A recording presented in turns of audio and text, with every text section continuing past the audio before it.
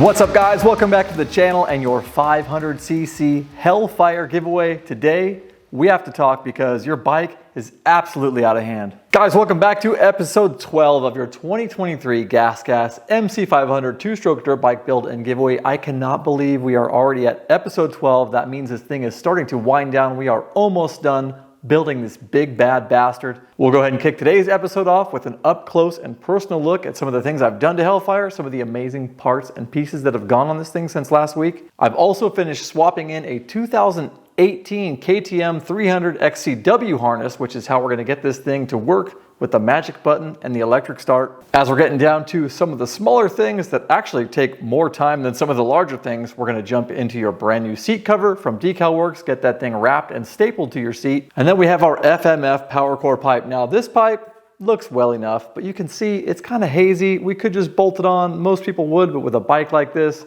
you know I'm not gonna do that. So we're gonna go ahead and break this thing down. I have some ideas to customize it, as well as these badass new stickers from DeCal Works with the holographic base. Now, in order to make these awesome decals, which are now available to you guys, I'll leave a link below. I actually had to get the dimensions off these, send them into my boys at DeCal Works, and then they came up with something special just for HELFYRE, completely personalized. So we'll need to take this thing apart in order to achieve the look I'm after today. Having said all that, let's dive into today's episode, starting with that up close look at all the badass shit that's gone onto your bike since last week.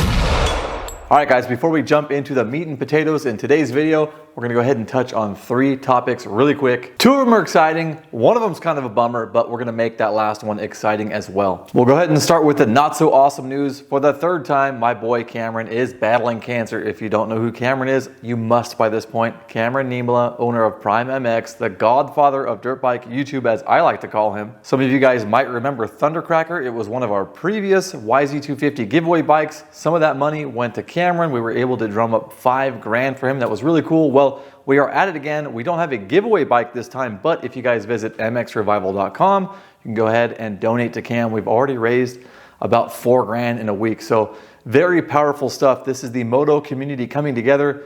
Extra special thanks to you, Shelby, bro. He threw in $3 grand yesterday. Looked at my web orders. I'm like, I don't sell anything for $3 grand. What the hell is this? Dude, mind-blowing. Thank you so much for being there for us and Cam. It's just amazing. I'm gonna go ahead and leave a link below so you guys can check out Cam's donation link when you have some free time. Cameron, it's time to tear shit up, sadly, once again, but I know you're gonna knock it out. So this is from all of us, brother. So that was the unfortunate news that we are turning into fortunate news. Second thing on the docket, guys, my buddy Kincade is giving away a CR250. It is a 2003 model year, and I was stoked to receive the frame a few days ago, vapor blast it for him, did an 8-hour job on it, get it back to perfect, if not better condition. So I wanted to let you know about that giveaway. I was really excited to be a part of that. Also really excited to see some of the dirt bike build and giveaway guys coming together, not like this, like this. I think it's really cool. It's not old school where nobody talks to each other and everyone is clashing. So this is all about getting you guys badass bikes you can win. So check out Kincade's CR250 giveaway. Thing is badass. He's done some Cerakote. He's already built the engine. He's got the wheels, Ride Engineering triple clamps. He's got a lot of really trick parts for that bike. So again, link below. And item number 3, today, your MX parts giveaway in this video will be a badass full custom seat cover from DeCal Works. Of course, we're gonna install this on your HELFYRE build today, but I'm gonna be giving one of these away to anyone who has already entered to win the monster behind me, AKA HELFYRE. If you guys still need to make it happen, hit up mxrevival.com, get yourself entered for all these MX parts giveaways as a cherry on top for entering to win HELFYRE. Last week we gave away a $600 Lectron Pro Series Big Air carb. Thing was badass. I have more Lectron Pro Series carbs to give away, as well as DeCal Works complete custom decal kits and so much more. So guys, I need the moto community to rally up and get behind Cam. I need you to check out Kincade's badass CR250 build, and I also need you guys to get entered to win HELFYRE and all of these badass MX prizes. Let's go ahead and get into today's video. Let's make our way on over to the stable here, guys. This is the most complete we've seen HELFYRE for the entire build series. Absolutely sick. Seeing all these colors and components jive together for the first time. Your WUSA wheels came out amazing. Looks so good actually installed on the bike with your brakes, your Dirt Tricks rotors and sprocket. Everything looks killer. All the vapor blasting up front, gold tubes with the red fork guards look incredible. Good call Brandon and crew at AHM leaving the little bottom mount ring on there, especially in red. Hubs, brakes, rotors, everything looks so clean. Who's ready to ride this bad boy? Who's ready to bring this thing home? Look at your bike, guys.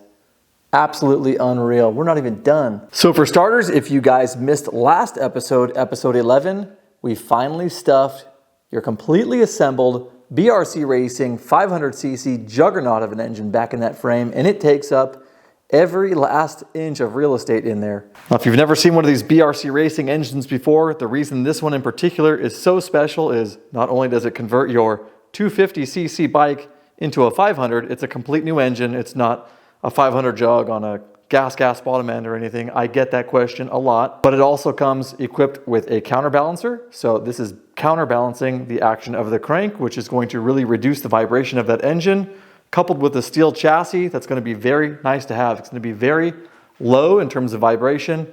Also, the steel frame is very supple and compliant, so that's going to be an absolute dream. Not only that, but this thing is exhaust valve equipped, which is something the CR500 never actually had. And then, of course, tucked in down below, which you can't see from this side, we have an electric starter, so you can fire this thing up with the push of a button. Unreal. Just about impossible to miss, but as you can see, we also installed this absolutely massive HYGGE Performance handmade cone pipe. Thing is a beast. Moving on to the other side, you can see we have a high temp clear coat protection on that. That's going to keep the rust off of it, complete with the custom HELFYRE badge. And everything fits perfectly. All the bolt holes line up nicely, top and bottom down there, as well as I get a full seat on the exhaust spigot up here in the front. The pipe fits all the way, actually bottoms out. Everything is just right, which is pretty remarkable. I mean, handmade pipe, fits perfect, looks insane. Today, you guys, we're gonna go ahead and figure out the missing link on the end there. We're gonna dial in that silencer. There is your starter motor, and you guys can see I've been working on the wiring, just like I told you in the intro of today's video. Let's go ahead and take a quick look at all the miles and miles, seemingly, of wiring that had to go into this thing to make this e-start possible. So as mentioned earlier, guys, and actually in EP11, there is a lot of extra wiring that goes into making sure this e-start works. Now, in addition to a battery, which will now be housed in this compartment, which we will get to in just a little bit, it's over there on the bench. I do want to show that to you and where it came from. We also have a bunch of other stuff that didn't used to exist. We have the starter relay, some fuses, a couple cables. There's going to be a ground strap, like I mentioned, the battery, and all these wires are all wires that did not used to be here, save for the CDI connector and main harness when this bike was a 250. Now, it wasn't necessarily hard to do, and I think a lot of you are going to ask, well, hey, can I go ahead and convert my bike to an e-start with that harness? And the sad answer is no. Not only do you need the harness, you need the engine cases that will actually accommodate a starter. So if you had a track bike like an SX or a TC or one of these MC bikes, you could technically get an XC bottom end out of the bikes that are not quite woods, but they're also not moto. Put that in there, and then you could get your track bike to house the e-start, etc. But in our case, luckily, this BRC was pre-set up to accept a starter, and we just had this harness, which was the missing link. Thanks to Riley at BRC for supplying this off of his old 18 XCW. Now, if you do this conversion, it's actually not hard. All the wires have a pretty dedicated space. You can tell if it's a ground. It usually has an eyelet that needs to go under a bolt. Connectors that you don't use, like this, it did take a little bit of figuring out. As you can see, they are all shrink wrapped very nicely with 600 volt electrical tape underneath that to close off the connector. Same up front. Had to do a pro job for you guys. But for the most part, everything just goes where it goes. Connectors are one way in terms of the stator and some lighting leads that come out. So you can't really screw it up, but the hard part is ending up with spare wires that don't really go to anywhere. For example, we have some more wires up here. Of course, all heat shrinked, shrink wrapped very nicely for you. And then we just had to connect, you know who, where is it? That magic button. So pretty soon we'll be pressing that together, guys. Now, the only things I have not yet done are one, this rectifier. If you guys are familiar with KTMs, these rectifiers are bolted to the chassis over here, just ahead of the shock.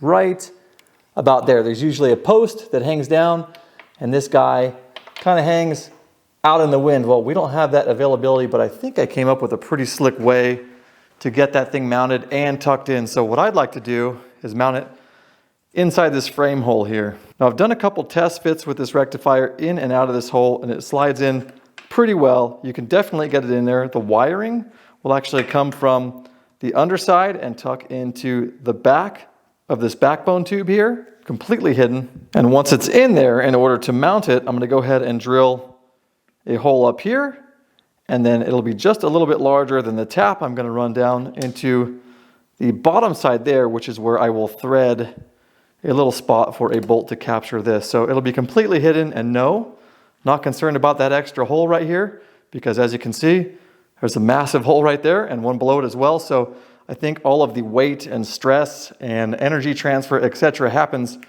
right about here where these spars flare out. Pretty excited about getting that in there, tucked away and hidden, a way to get these mounted on bikes that did not come with them in the first place. Now check this thing out, guys. When you buy this particular BRC Racing engine, it comes with this switch. This switch is for the dual map CDI.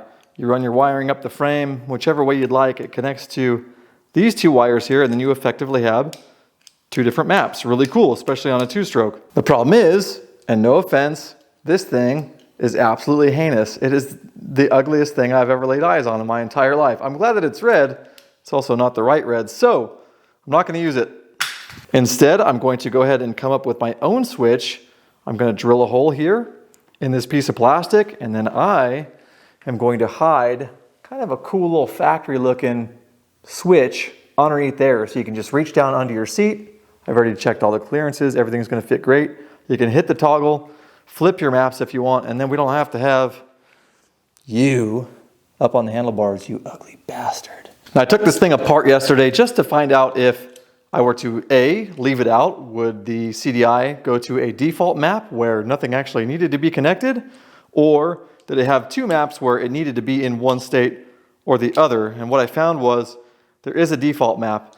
When you hit this switch, it makes contact, closes the loop or the circuit on this wire, tells the CDI, hey, do something different. But when it's flipped to the other position, it's not touching anything, which tells me this does have a default map it runs on. The only other missing link on the whole eStart program is this bad boy right here. It's a brand new battery sent from us from my buddy Kevin up in Canada. He owns Ridemore. Super trick. It's got a ton of cranking amps, so I'm going to leave a link for you guys below, because if you have any kind of bike with a battery, which is pretty much everything except Suzuki nowadays, this will probably fit your bike. He also sent us a really kick-ass charger, so I'm going to go ahead and get this stuff opened up and charging. Looking at some of the specs on this battery, it says with this particular Genius 1 charger, only takes 2 hours to charge the battery. I'm sure it has a little bit of a charge on it from the factory, but that's pretty quick, I would say. Thing's pretty cool. It actually looks super high tech. Throw it on the ground. I'm just kidding. Dude, it says it right there. Insane performance. 2 times more power, 10 times more starts, 5 times longer life. Probably true, especially if you're talking 2017 KTM batteries. Those things are pieces of crap. Check that thing out. It's pretty high tech looking too, actually. If you guys are moving to a lithium ion type battery, they do require a special type of charger. You can't use your old lead acid on it. You will totally nuke the thing, so you'll need something like this. That's pretty cool. The leads have a little cap on them with a clip style retainer. Good old alligators. These things are about as robust as the ones you jump a damn car with. Everything's color coded. Can't mess up the polarity. That's always nice. You don't want to connect these wrong. Check this thing out. Guys, I plugged it in and it gives you some options. There's obviously a status light. It's red, it's charging. You can use it on 12 volt regular, AGM, lithium, and then there's a 6 volt option. So it actually does all batteries. Super cool. So we'll let that thing go ahead and do what it needs to do. Charge up. In the meantime, it's time to jump into this FMF Powercore silencer. Guys, we're gonna have to drill out all the rivets. We're gonna have to pull out the tail and the core and the packing. Thankfully it's new. It's not gonna be an oily mess, but then we're gonna go ahead and get it in the vapor blaster. Once that's all done, we're gonna put it back together and we are going to custom fit these brand new DeCal Works holographic base decals. These things are so sick. They're a little bit bigger than these decals. I don't know if that's something they did to make them a little more their own. I'm glad though, because they're still going to fit and they're gonna look a hell of a lot better too. Now my only dilemma here is to figure out red or black. I like the black just because black is badass, but the bike's got so much red, this kind of also fits what we're doing. So we will see what it looks like once the canister itself is refinished. Then we can make a judgment call on those. It's time to get drilling. We got to get those rivets out. All right, guys, we are up in the vise. I've got my drill. I've got my drill bit. The size of the drill bit doesn't actually matter that much. I could totally make a joke. I'll probably make a joke about something else. But the idea is you want to pop the rivet head off without drilling the hole in the canister any larger. So that's the real ticket here. You could definitely start with a smaller bit, go to a larger one. I happen to think that this 13/64 will be just about perfect. Now, whether you're drilling flesh or aluminum, it's always good to be protected. So do what you need to do. Get drilling.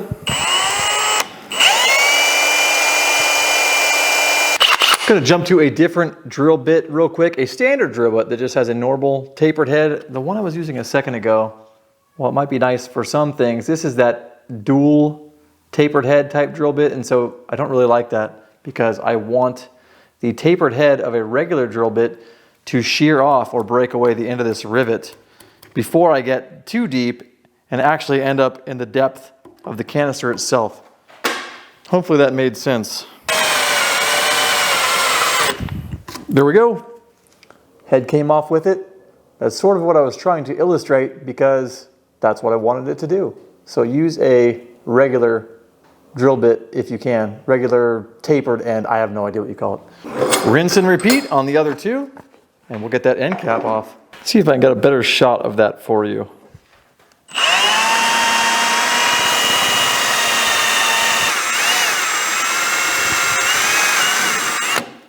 There it is. P.S. This is a 1/4" bit.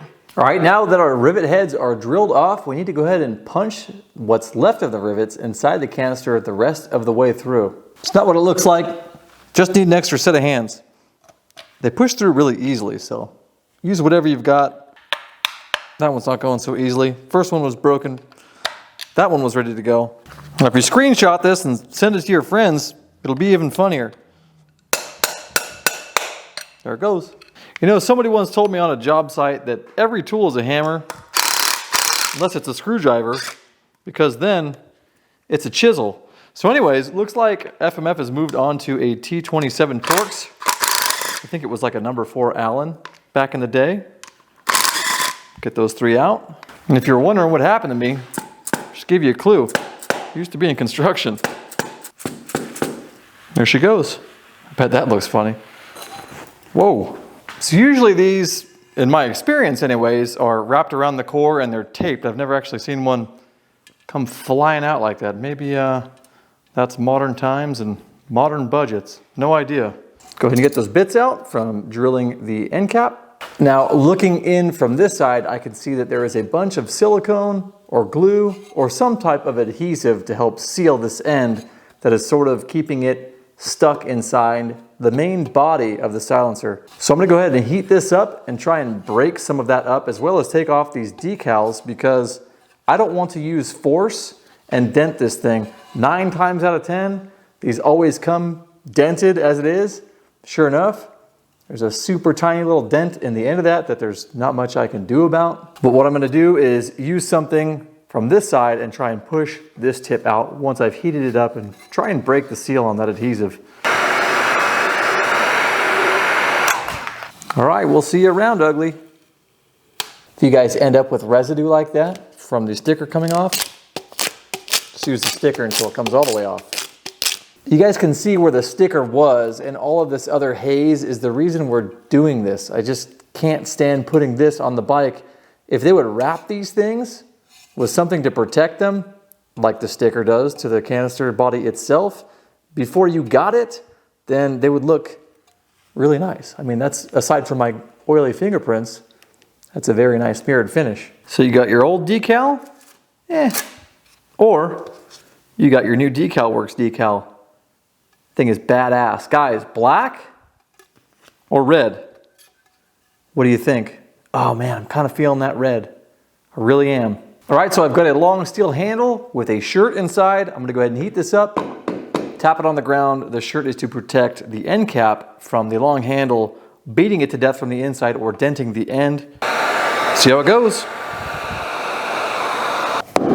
Oh yeah, we got movement.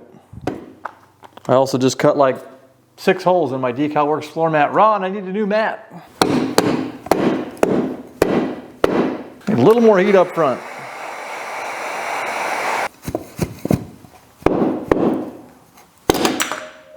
There you have it.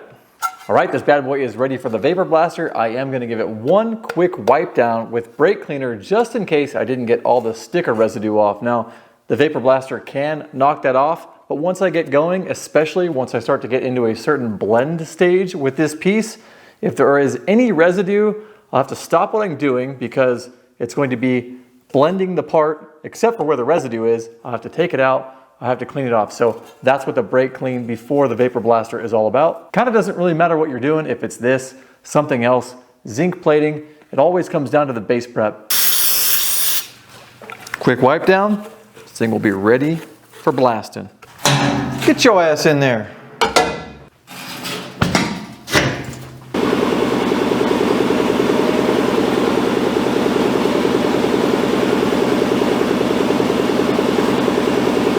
All right, let's see how that first pass went. I went at 60 PSI, pretty far away from the part. That is super uniform. It does look really cool, but I think we can get it brighter. So I'm gonna go ahead and give it another 30 PSI pass. Also, I'm gonna leave a link below for you guys if you wanna learn how to vapor blast and all these different technical things like pressures and distances and angles I'm talking about. It'll all be in there. Let's make it a little bit shinier. All right, guys, there it is. Super, super bright, super uniform. No more swirls from the bag or being worked on. I forgot to mention these are actually modified so that they fit these bikes. They are CR500 to begin with, but you can see the welds here where this pipe has been altered so that it actually fits the gas KTM Husky. Do a quick mock-up, and what do you guys think? I actually like it. Back on the bench. Looks freaking awesome. Second pass, lower PSI. I love the way this looks. I don't know about you, but sometimes I need to get a little carrot on the string action before I can continue. So we're gonna go ahead and install some decals. Then we'll go ahead and put the cap and the insides back in this thing. Only problem I'm having right now, do we go with the black decal or the red decal? Damn, they are both so badass. I think I wanna go with the red. Let's do it. Notice my gloves are still on for body oils on the vapor and or bottom of the decal. I guess if I screw this up, we still have the black stickers, right? Half you guys will like the red and half you guys will like the black anyway. That looks so freaking awesome. There it is. We'll do the other side, hit it with the heat gun, and then start putting this thing back together. I think that looks pretty damn good. All set. Hope you guys love it. Everything we can do to make it a little bit more special for you. Nothing is untouched. Once these are heated up, activates the glue, stuck for good. All right, guys, we've got our packing wrapped back up around the core. I know it looks horrible. There was no point in you guys watching me struggle and get fiberglass all over my body and itch. So we're gonna go ahead and throw this back into the can. Everything usually goes together pretty easily. You gotta just squeeze and shape shift this fiberglass back into the tube. I'm on the very tail end here, just making sure to get this stuff in best I can because it will fight you as the canister tries to clasp over the base here.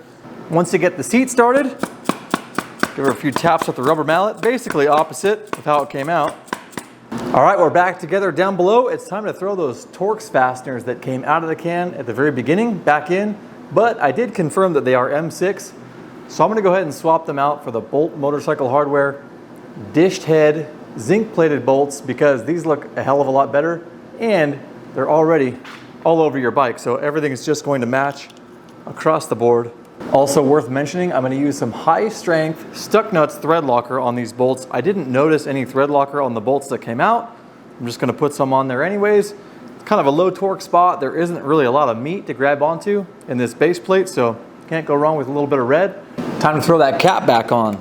Now you can do this first or you can do this last, it doesn't really matter, but you have to get this core in the center to go into the hole of the tip as well. So it can be a little bit of a struggle depending on which way you do it. I prefer this way because I can stick my finger in here, move the core or the tube around until this tip gets where it needs to be.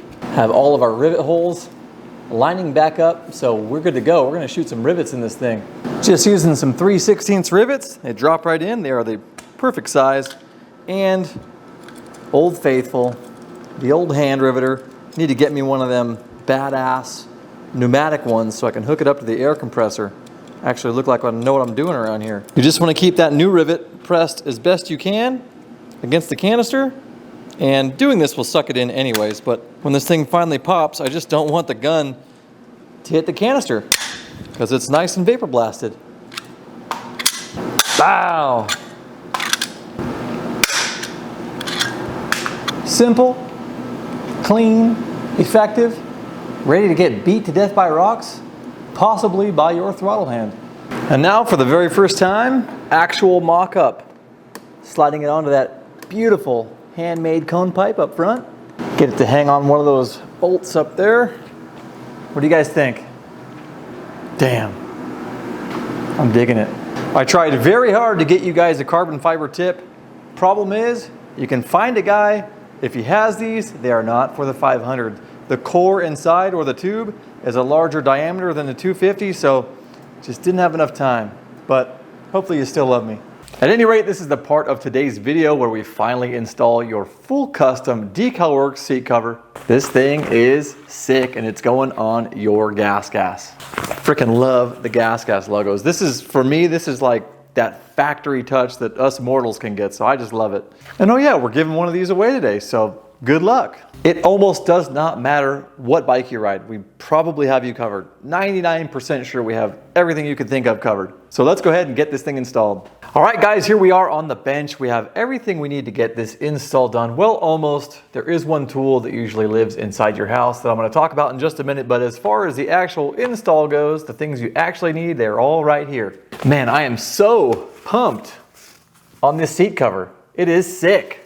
Man, another banger from DeCal Works. All right, anyways, let's go ahead and jump into this job. So first off, obviously, you guys need a seat. I'd like to apologize for having stripped the old seat cover off already.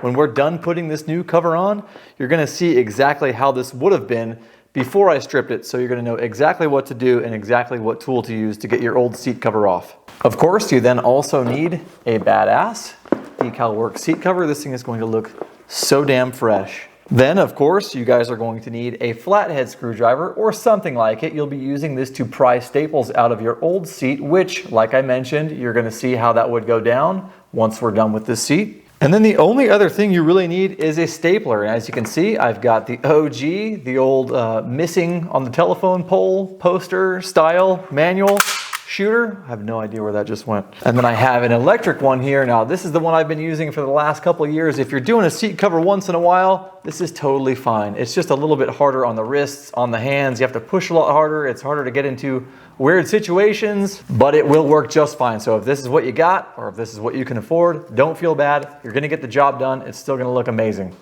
But this guy right here, go to Lowe's, Home Depot, wherever you like to go, pick up one of these. They have a lot more mass or weight behind them, so when you lay into something, it's going to drive the staple a lot better. Plus, you just pull the trigger and the thing shoots, so you don't really have all this wrestling and wrist pain and weird angles and stuff. This thing kicks ass. Then if you're a real OG, and I do have an air compressor in the shop, you can even get a pneumatic stapler. So that one hooks up to your air compressor.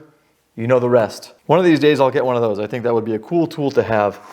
Then, last but not least, actually, this is the star of the show. These are staples. You need the staples for your stapler. You can use the same type of staples in either one of these guns, no problem. Today we're gonna be using 1/4" staples, pretty short, and I would not recommend going over 3/8 inch because once you start shooting these, especially into the sides here, the plastic is very thin, the foam is very thin. They will actually come through and they will blow through the side of your seat cover. And in some cases, if they're too long, say you want a 1/2 inch, that thing would be stabbing you in the leg while you ride. So do not go over 3/8. We'll go ahead and get this stapler plugged in. In the meantime, there's one more thing you can do, that other evasive tool that I told you about that might be hanging out in your house. Now that tool is, of course, your clothes dryer. Wherever you like to keep it, inside the house, your garage, I don't care, you don't care. Throw this thing in the clothes dryer. Why? Because as you can see, we've got a few wrinkles in this thing just from being inside the plastic wrapped up. So you throw this in the clothes dryer, 5 to 10 minutes, it's going to de-wrinkle the entire thing. And when you put this on, you'll be able to see very faintly, if even at all, any of these wrinkles from being in packaging and in transit. And now it is time for action. Let's get this thing wrapped, get the staple started, and I will show you guys how I like to start and end with the stapler. So guys, starting up at the front, there's always a little pocket or a hook, something you can throw over the end of your seat is always the case. If you guys ever end up with any excess material in here, you can trim this, just don't hit the stitching obviously, but also don't be shy to remove some of this.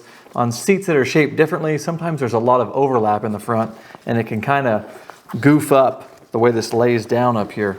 So get yourself hooked up front, make sure everything looks good, you don't have any weird wrinkles or any issues from the excess material I was just mentioning. Go ahead and flip this thing over, check it out as well. Make sure you don't have anything impeding this hook that hooks into your fuel tank. And then go ahead and do your very best to get everything centered. We're gonna launch a few staples into this thing. Go ahead and pull it taut up front, nothing crazy, but enough to get past the foam and onto the plastic base. Launch some staples in there. Now I just had a staple failure. It rolled over and is sticking up on one end, so we'll go ahead and pull that out. Sometimes if the stapler is not flat, that will happen. All that means is we have to add one extra tool to our arsenal, pair of dikes or side covers, whatever you like to call them. Let's go ahead and try that again. We'll get a little bit of taut on there. Get our staple gun back in, nice and flat this time. Launch a staple. That worked out a lot better. Go ahead and give yourself another one. And one more. Fail.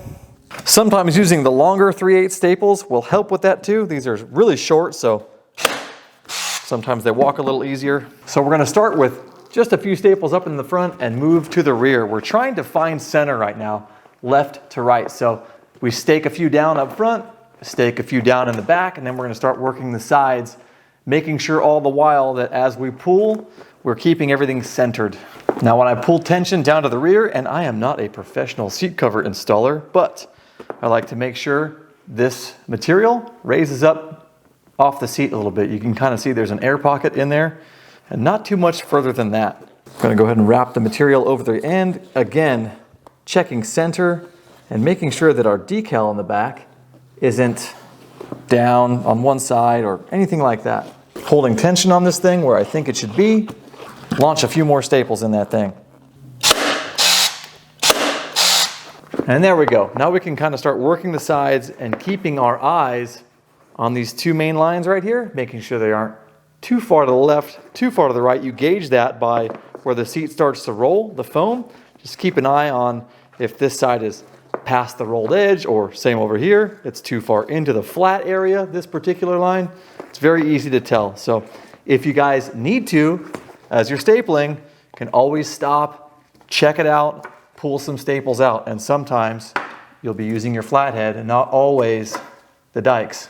Man, seats like this too should be pretty easy. It's very, very flat. KTM, Gas, Husqvarna, other seats, and older bikes that have real deep seats, they have really crazy ridges and plastic molds. Just a lot harder to get your stapler into some areas, but this one looks pretty cool. In that case, when you get into those deeper valleys that are harder to staple into, you can go to the 3/8 inch staples. It will help a lot. All right, so I'm gonna pull these sides up, kind of feeling the tension, make sure it feels even and not tugged via tension to one side or the other. And we'll go ahead and get a few starter staples in this thing.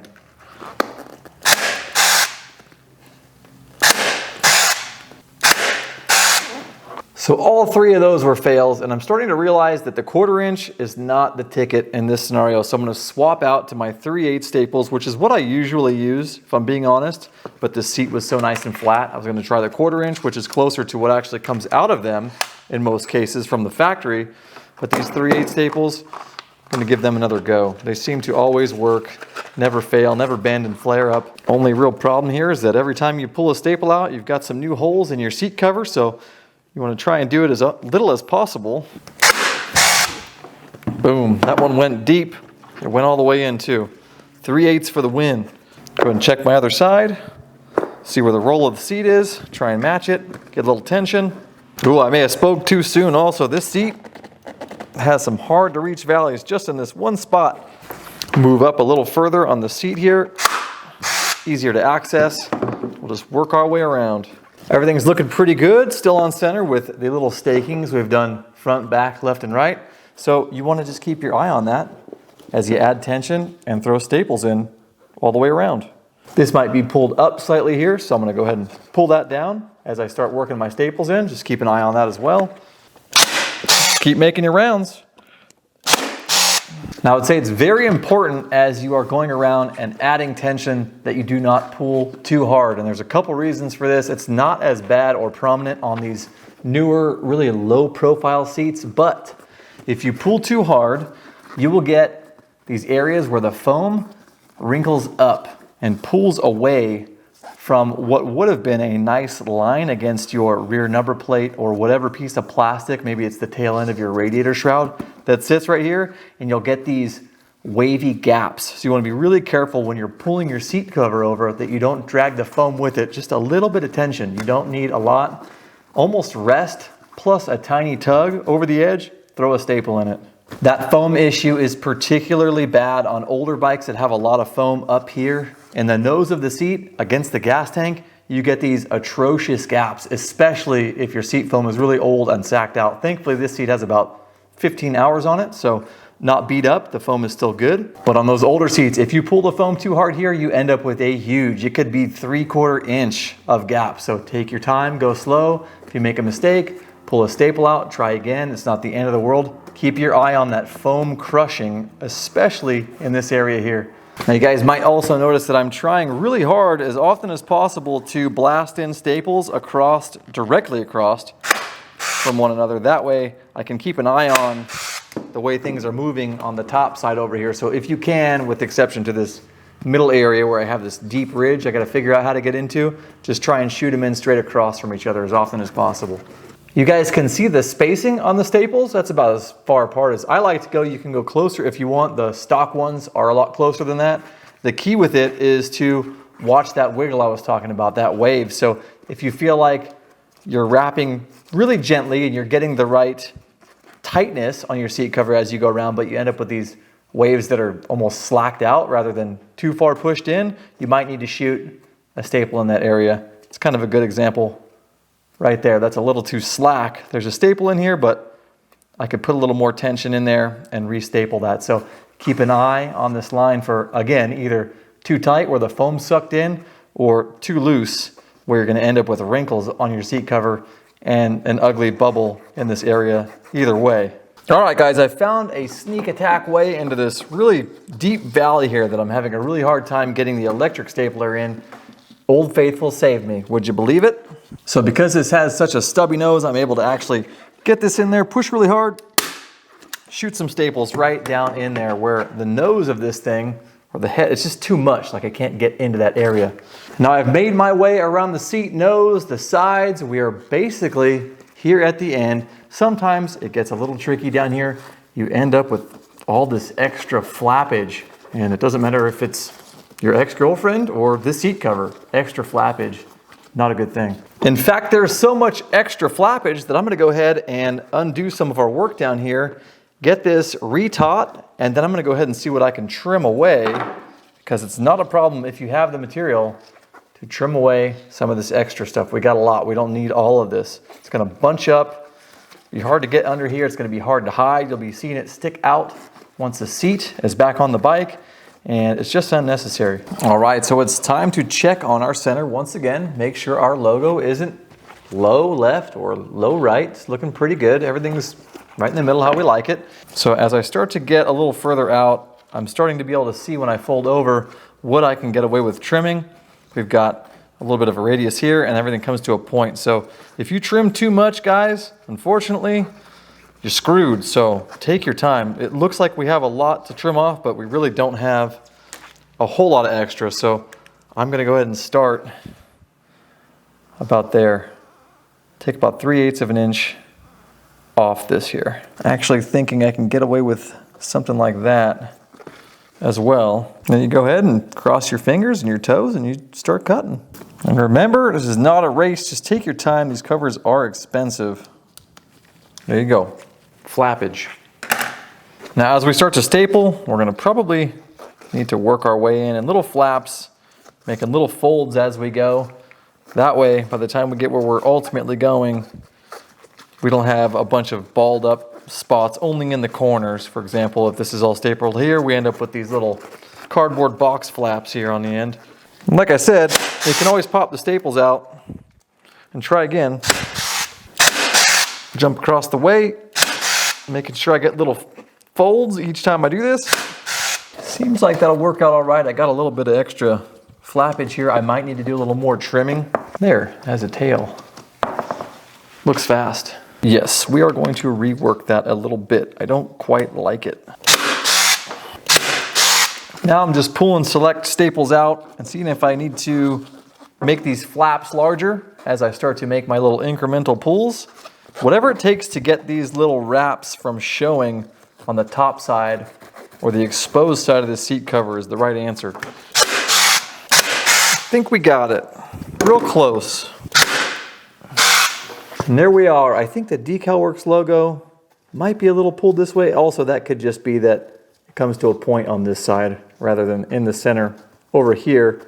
Otherwise, yeah, it's pretty close. Pretty dang close. And the tail there looks pretty good as well. So I'm happy with that. Everything everywhere else looks nice and center as well. This should look awesome on the bike. All right, guys, this thing came out insane. Perfect lines. We have no foam crushed around the edges here. Everywhere this thing sits and meets plastic is going to be laser flat. I made sure of it. Of course, it's your giveaway bike. I had to. Apparently, the Austrians call this a seats bank. Guys, this thing came out amazing. Love the gas logos. That is my favorite part of these DeCal Works seats. They just look so factory. The white and black, ultra clean. We got very high contrast in that regard. It just pops and looks perfect on what we've already done with HELFYRE. And don't forget, guys, this week it is your chance to win one of these DeCal Works seat covers. So get your asses entered on mXrevival. Go ahead and support Cam. We really need your help right now. Check out KP's build. And I really hope you guys enjoyed today's video. We did cover a lot of ground today. Your silencer looks badass. Your bike in general looks badass. This is a little cherry on top.